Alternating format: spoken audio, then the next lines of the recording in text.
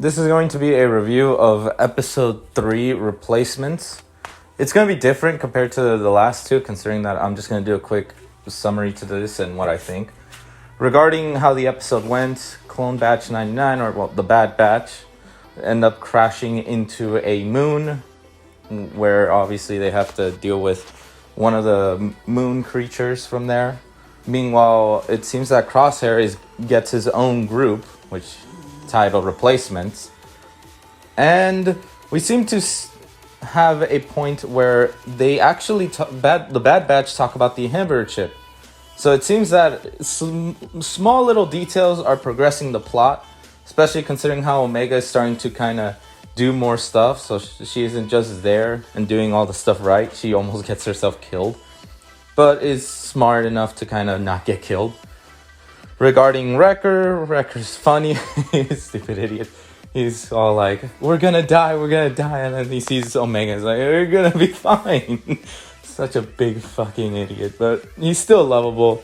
Is the comic relief of the episode. Echo and Tech weren't really much with them. They talked about a few things, but they didn't really put too much into this episode. The one that definitely got the most, or half of it, was Crosshair and his new group, with the Kaminoans not liking this, as they obviously tease something regarding they're going to use one of the clones to get a superior clone in order to keep themselves relevant, as they see that if the Empire keeps recruiting more people, then the clones will become, irrelevant. So it seems that we're possibly might eventually get to the clone versus Empire thing, as I don't think that the Kaminoans will eventually want to stick with the Empire for so long once they start becoming, irrelevant. Tarkin leaves someone else in charge, so I assume this new admiral will be the main threat, since you can't really harm Tarkin due to, he's still alive by A New Hope. So I assume this new admiral is going to be the one that the Bad Batch will have to deal with, and considering that I doubt he's smart enough to take him on, I have a feeling that he's obviously going to be killed by the end of this, but we'll see. Regarding the episode itself, it was a pretty solid 7.5 out of 10.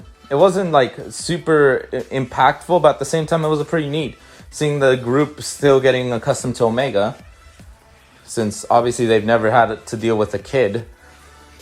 And considering Crosshair's part, I think they're enhancing more his inhibitor chip, because he keeps doing more and more darker things. And at the end, with his last scene, it's unclear, but for me, at least what I'm speculating is, I think he's having some remorse, but the chip is forcing him to do these bad things.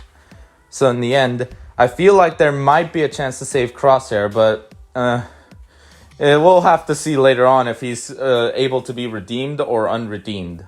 But overall, this was a pretty good episode. Nothing too big, nothing too bad. I won't drag this too long, but y'all should definitely take a watch. It's actually not too bad of an episode.